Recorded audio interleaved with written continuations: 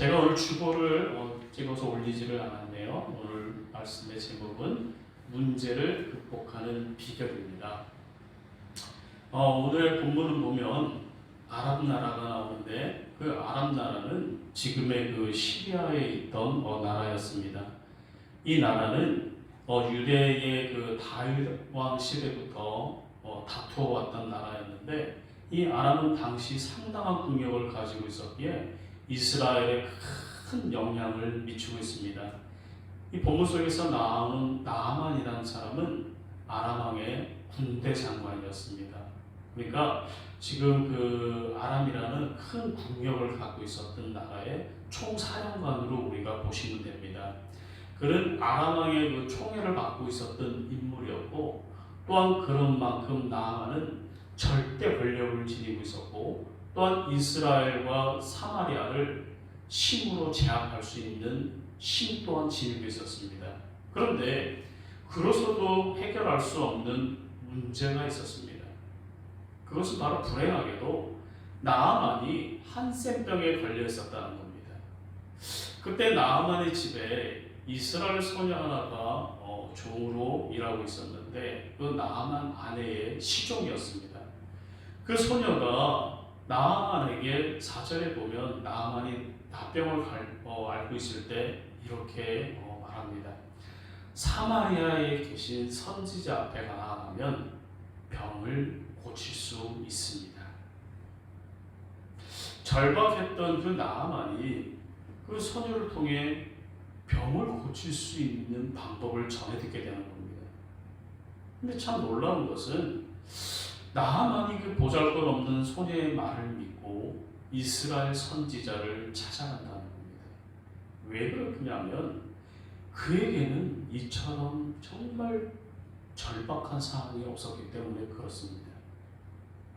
그런 이스라엘의 선지자를 만나면요, 그 한센병을 고침을 받을 수 있다는 희망을 품게 되는 겁니다. 결국은 그 희망이 선지자 엘리야의 말에 순종하게 만들게 되었고, 또한 요단강에 몸을 7번을 잠금으로 인해서 그 나아만이 갖고 있는 문제가 깨끗하게 해결을 받았다는 것이 오늘 본문의 말씀입니다.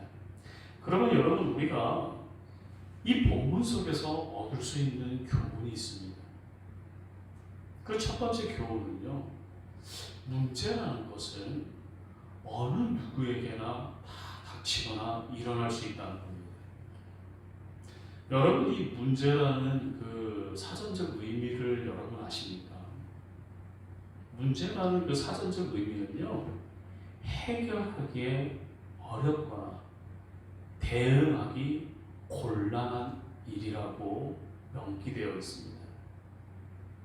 다시 말하자면 우리가 아이들이 이제 그 학교에서 시험을 보잖아요. 다 문제잖아요. 그 왜 문제를 풉니까? 그 해결하기 어렵고 그것을 대응하기 힘들다고 되어 있기 때문에 곤란한 일이기 때문에 그 문제를 공부를 하든지 뭘 해서라도 풀어내야 된다는 거죠. 이 나아만은 아람의 군대 장관이라고 그랬잖아요. 이는 왕 다음으로 절대 권력을 가지고 있다는 증거이기도 하고요. 또한 두 번째 권력을 지닌 인물이기도 합니다. 또한 그는 많은 사람들로부터 존귀한 자로 인정을 받는 인물이라고 1절에서 말씀합니다. 다시 말하자면 그는 아람이라는 나라에서 굉장히 존경을 받는 인물이었다는 겁니다. 절대 권력과 많은 사람들에게 존경을 받는 사람에게도 자신에게 처한 문제가 있기 마련이라는 겁니다. 그 나아만이 바로 한센병이었지 않습니까? 근데 지금 현재는 이 병이 현대의학으로도 치료가 가능한 병이라고 해요. 그렇지만 불과 몇백 년 전이나 고대 사회에서는 이 한센병을 도저히 치료할 수가 없는 병이었거든요. 그리고 유대 사회에서도 이 한센병은 저주받은 병이라고 했습니다. 그래서 한센병자들은 격리되어서 수용되었죠. 또 우리나라 같은 경우도 한센병자들 같은 경우에 소록도에 이렇게 격리해서 수용하기도 했지 않습니까? 그만큼 한센병이 굉장히 무서운 병이고 위험한 병이고 전염력을 가진 병으로 알고 있었다는 거죠. 그래서 이 한센병은 고대 사회에서는요, 신으로부터 저주받은 병이었습니다. 이러듯이 나아만이 그 병을 걸렸단 말이죠. 그래서 이 나아만은요, 자신이 갖고 있던 모든 권력이나 부로도 그 문제를 해결할 수가 없었습니다. 자, 그러면 여러분, 우리도 한번 생각해 보십시다. 우리 자신은 지금 어떠합니까? 오늘날 살아가고 있는 우리들에게도 여러분, 여러 가지 우리들은 문제를 안고 살아갑니다. 우리 세상교회를 섬기는 성도 여러분들 가운데서도 문제가 없는 분 계십니까? 아마 한도 없을 겁니다. 저 또한 내가 해결하기 어렵고 대응하기 곤란한 일들이 항상 존재한단 말이죠. 그렇기 때문에 우리는 직장이든 가정이든 이 사회를 살아가는 어떠한 공동체 안에서도 항상 문제가 있습니다. 여러분, 우리는요, 가정에 문제가 있을 수도 있고요. 또한 직장 안에서도 정말 이 직장 상사나 이런 사람 관계 속에서도 항상 문제를 갖고 있을 수 있고요. 또한 우리 삶을 살아가기 위해서는 물질이 필요하잖아요. 그 돈 때문에 큰 문제가 생기기도 한다는 말이죠. 그래서 어떤 사람을 누구든 막론하고 염려가 되는 크고 작은 문제를 항상 안고 살아간다는 겁니다. 그런데 여러분, 우리들이 참 문제 가운데 너무 힘든 게 있잖아요. 자녀 때문에 생기는 그 시련. 정말 괴롭죠. 또 무엇이 있습니까? 경제적인 어려움. 정말 고통스럽습니다. 지금 한국 경제가 이제 올해는 더 힘들 거라고 그러잖아요.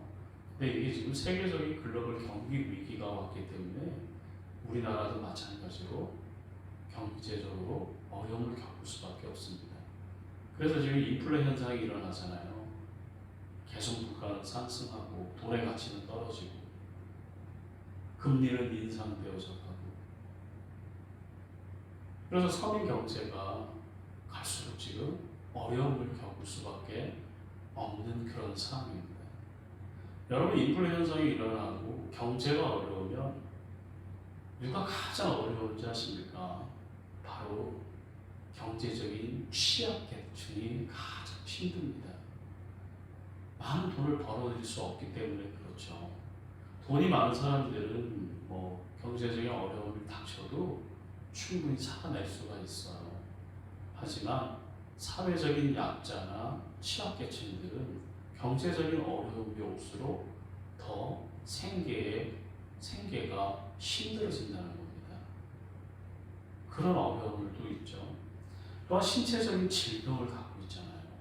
문제를 갖고 있잖아요.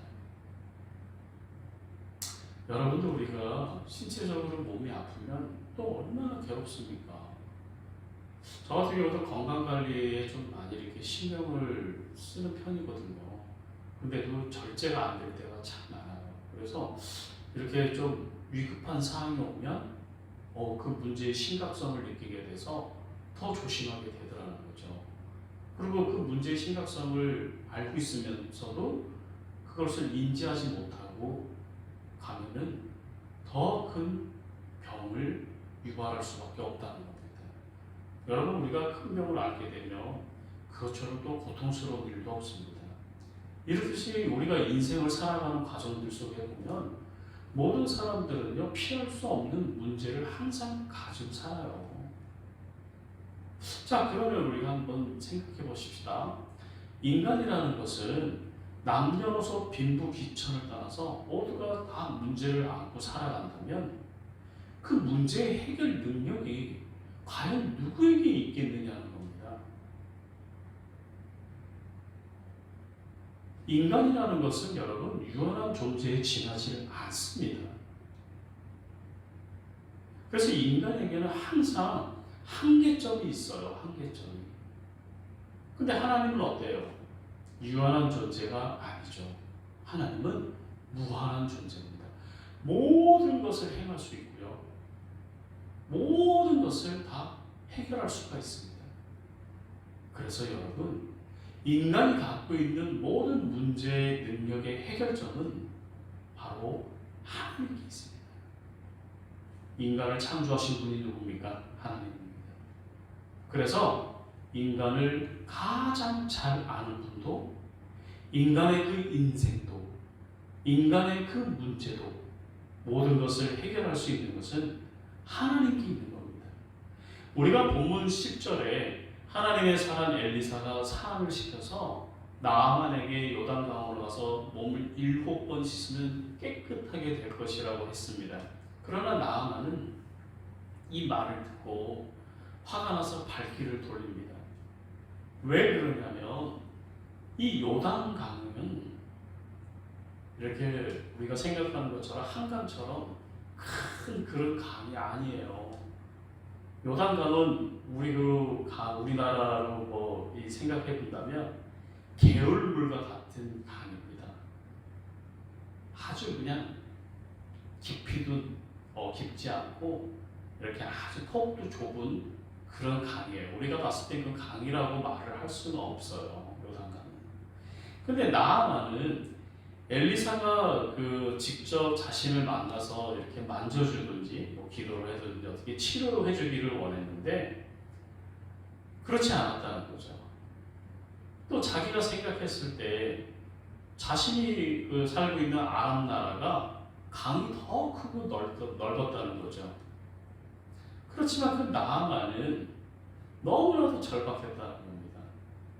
그래서 자신이 품었던 그 화를 다 이기고 엘리사의 말에 순종해보기로 결정합니다.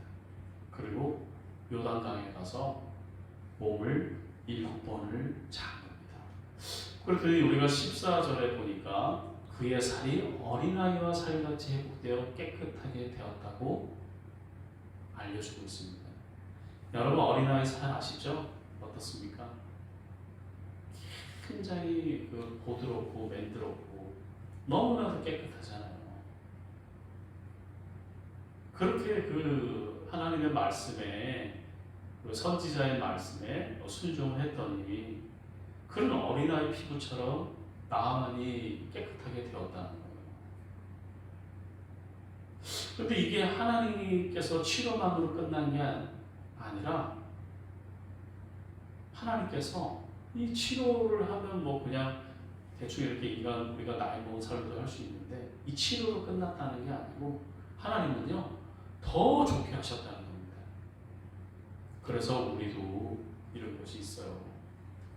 우리가 갖고 있는 모든 문제가 하나님의 말씀 안에서 해결이 될 수가 있고 또한 모든 것들이 다 치료될 수 있어야 함을 알아야 한다는 겁니다.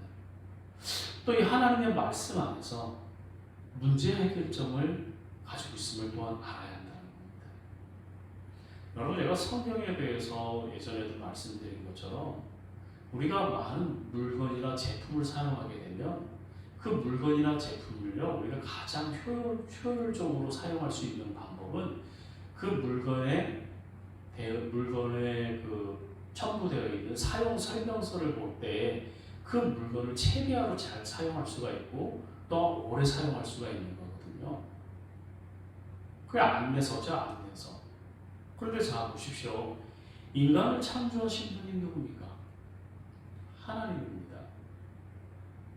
그러면 인간에게도 우리가 인생을 살아가야 할 사용의 인생의 사용 설명서를 우리들에게 주셨단 말이죠.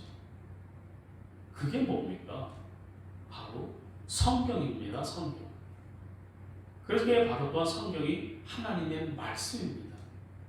그래서 인간이 가지고 있는 모든 문제의 해결점은 바로 하나님의 말씀에 있는 겁니다.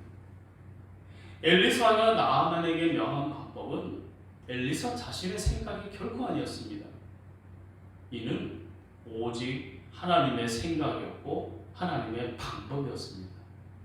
바로 나아만이 치료된 것은 엘리사의 능력도 아니었고 하나님의 능력이었다는 겁니다.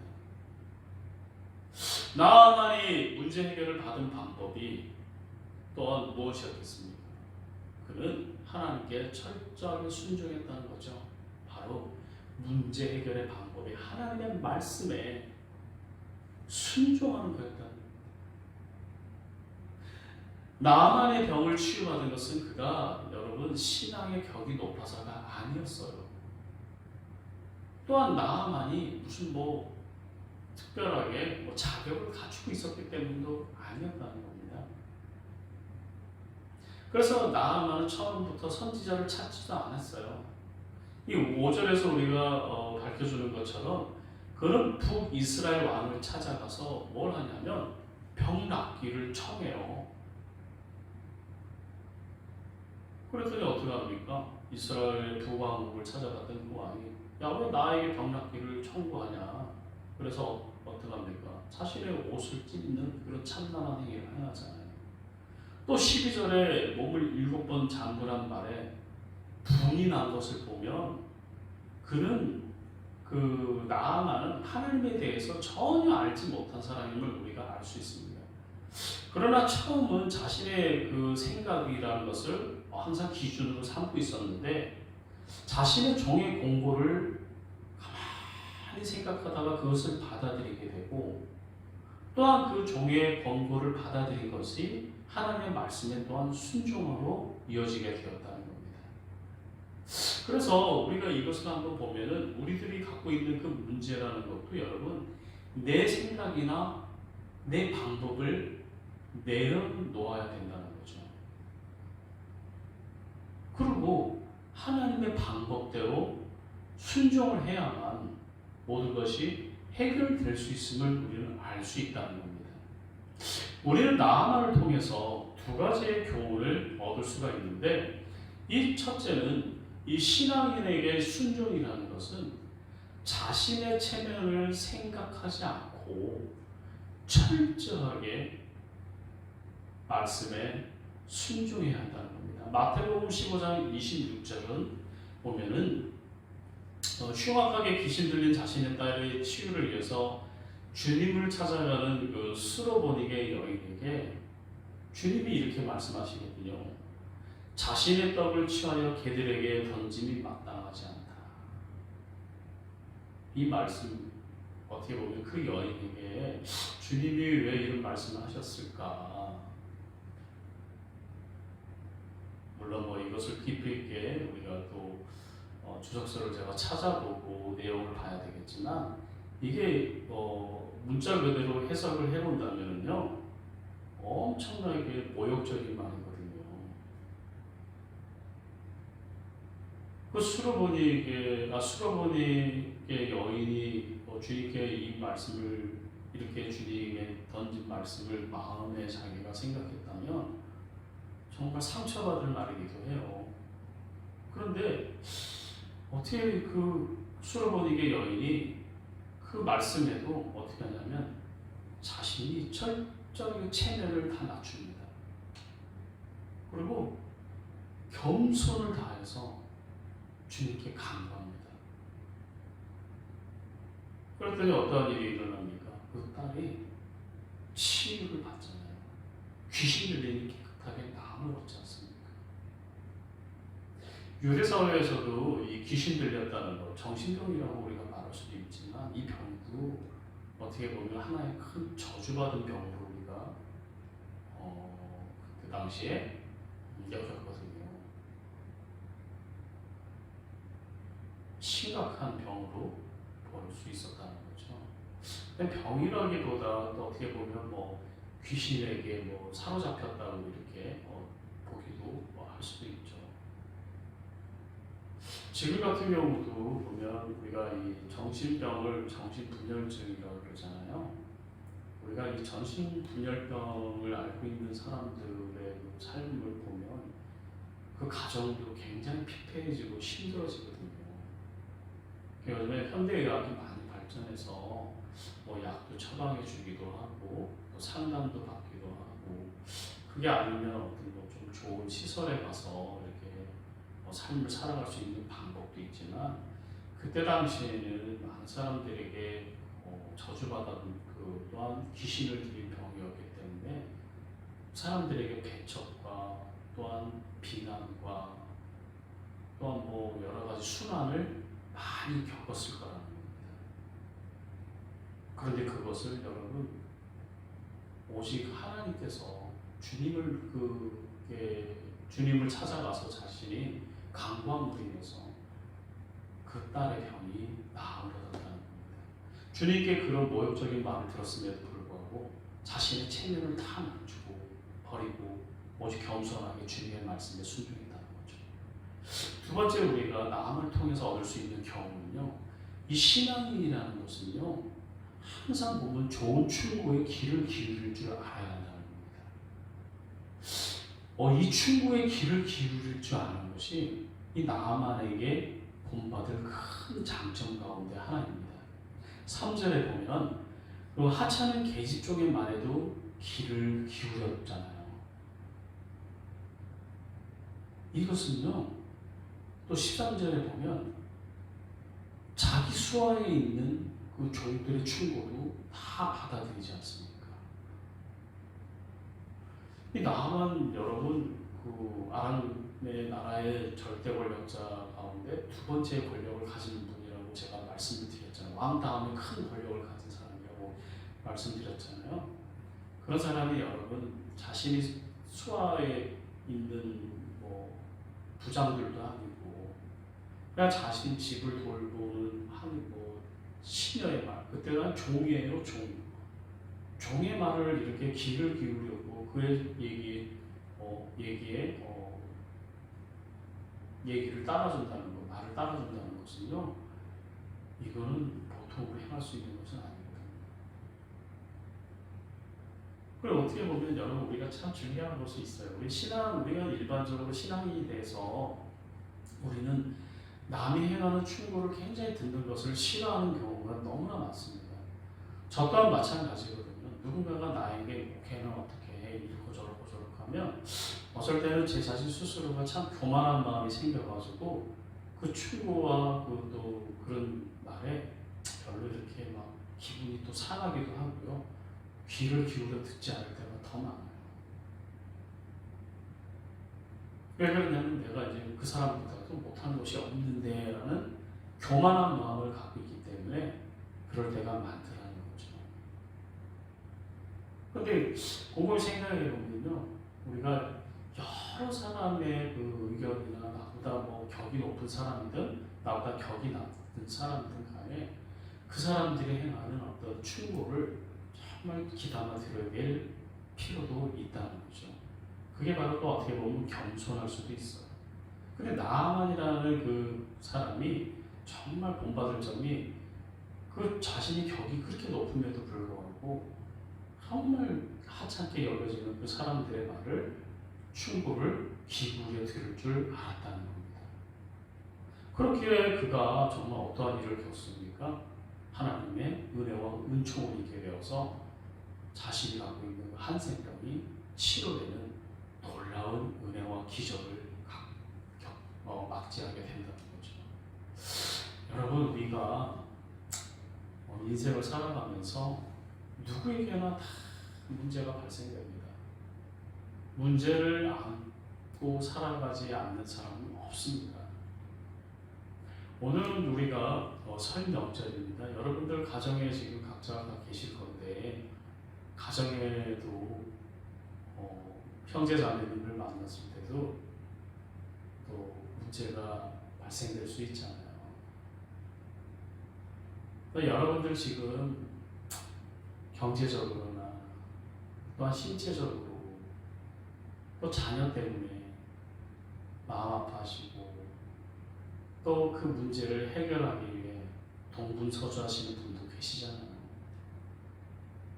그 모든 것들을 우리가 내가 해결하려고 하지 마시고 또한 내가 해결한다고 해서 되어지지도 않을 것이고 오직 그 모든 문제 해결이 하나님께 있다는 것을 정말 믿음으로 굳게 믿으시기를 바랍니다. 그 문제 해결이 오직 하나님의 말씀 안에 있다는 것도 믿으시기를 바랍니다. 또한 문제 해결의 그 모든 것이 하나님께 철저히 순종하는 것, 그곳에 있다는 것도 잊지 않고 살아가는 여러분이 되시기를 간절히 기원하겠습니다. 기도합니다. 아버지 하나님 감사합니다. 오늘 귀한 시간 허락해 주셔서 우리가 인생을 살아가는 모든 과정들 속에서 문제가 있음을 이 시간을 통해서 우리가 나아감을 통해서 한번 생각해 봅니다. 하나님, 우리들은 인생의 모든 길들 속에서 그 문제의 해결이 오직 하나님께 있다는 것, 또 그 문제 해결이 오직 하나님의 말씀에 순종하는 곳에 있다는 것 잊지 않고 살아가는 저희들이 되게 하여 주셔서 언제나 나의 모든 것을 다 내려놓고 하나님 앞에 나아갈 수 있는 믿음의 귀한 성도들이 될 수 있도록 하옵소서. 또한 이 시간 하나님, 우리 사랑 성도님들 각자 고향이나 자신의 처소에서 가족들과 즐거운 시간을 보내게 될 것입니다. 하나님, 그 가정에 기쁨과 평안함과 축복이 넘쳐나는 귀한 가정과 가정이 될 수 있도록 은혜와 은총을 내려주옵소서. 예수님의 이름으로 기도드립니다. 아멘. 오늘 명절, 설명절을 맞이해서 여러분들께서 각자 고향에 가 계실 건데 고향에서 즐거운 명절 연휴가 되기를 바라겠습니다. 또한 오가는 길이 차도 많이 막히고 또 내일은 날씨도 이렇게 좀 추워진다고 합니다. 그래서 오가실 때 안전하게 갈 수 있도록 주의를 당부에 부탁을 드리겠습니다. 그리고 이번 주 어제 토요일이었죠. 토요일날 우리가 새벽에 내개교회 목사님들과 함께 새벽 시장, 군산 구시장 새벽 전도를 어저께 나갔습니다. 근데 참 새벽에 아침에 5시 반에 일어나서 준비하고 6시 10분에 새벽 시장 가는데 참 피곤하기도 하지만 너무나 그곳에서 우리가 전도를 행하면서 참 쉼을 얻게 되고 기쁨을 얻게 되었습니다. 그래서 우리가 여러분 힘내서 전도는 할수록 더 힘이 되는 것 같아요. 그것을 예전에도 알고 있었지만 요즘에 와서 더 절실하게 그러한 마음을 갖게 됩니다. 그래서 여러분, 우리가 금요일 날도 우리가 모여서 전도하고 또 토요일은 구시장 새벽 전도를, 커피 전도를 이렇게 나가는데 여러분들이 다 생활하고 계시잖아요. 자기의 처소에서 생활하시고 바쁘실 건데 한 달에 우리가 4번을 나가는데 그래도 우리 성도님들이 동참하시고 싶은 분들이 계시면 함께 저와 새벽에 나가서 동참해 주시면 참 좋을 것 같습니다. 그곳에 가면서 여러분 한 영혼의 소중함과 또 전도의 귀중함을 또 체험해 보는 것도 너무 중요할 것 같습니다.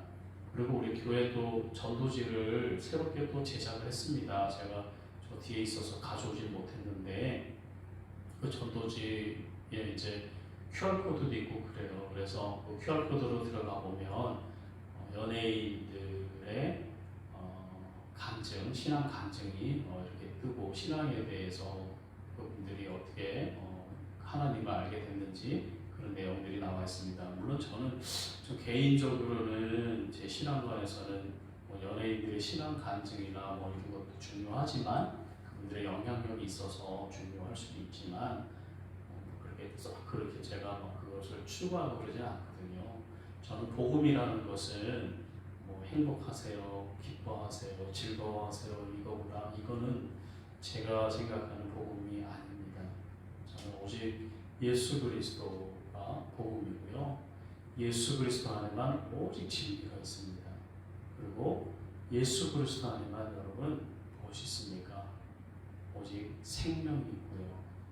예수 그리스도 안에만 오직 구원이 있다는 것, 그것을 여러분 잊지 마시기를 정말 간절히 바랍니다. 그것이 바로 복음의 핵심입니다. 바울 사도는 그 영원한 진리와 생명과 구원을 위해서 자신의 목숨을 내려놨습니다. 또한 사도들도 그 예수 그리스도의 진리와 생명과 구원을 위해서 다 순교를 감당했습니다. 그것이 바로 복음입니다. 그래서 우리는 오직 나가서 우리가 전도를 해놨는데 예수 그리스도를 전할 수가 있어야 됩니다. 그래서 올해 내가 기도 갔다가 내려와서 기도하면서 정한 우리 교회의 표가 제가 여기 현수막에 걸었는데 다 보이진 않는데 다음 주에 여러분들 오시면 볼 수 있을 거예요. 우리가 올해 여러분 한 성도 한 영혼 전도하자입니다. 한번 해봅시다. 저도 열심히 해볼 테니까 여러분들께서도 정말 교회에 애착을 갖고 우리가 말로만 교회에 부흥부흥 부르고 말로만 교회 자립자립 외치잖아요. 근데 우리가 나서주질 않으면 우리가 힘쓰질 않으면 교회는 절대 자립되거나 부흥되지 않더라는 거죠. 이제 우리 교회 10년이 됐습니다. 이제 10년째인데 그 10년을 목회하면서 다시 한번 그것을 내가 터득하게 되는 거예요. 이제는 정말 올해는 여러분 우리가 전도에 정말 힘을 한번 써봅시다.